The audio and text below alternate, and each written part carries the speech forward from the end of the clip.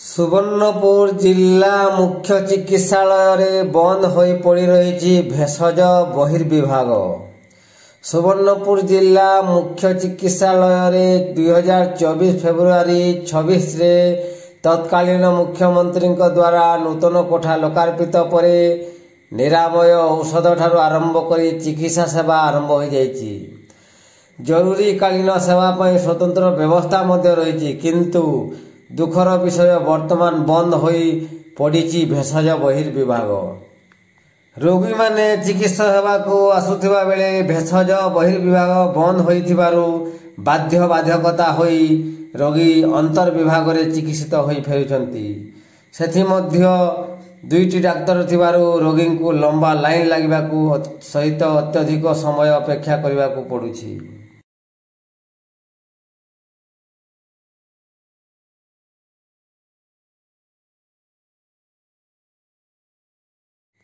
ए विषय रे एडीएम को पचारिबारु डाक्तर छुट्टी रे थिबारु 2 दिन हेब भेषज बहिर्विभाग बंद होइछि बोली गणमाध्यम सम्मुख रे प्रतिक्रिया रखिछंती।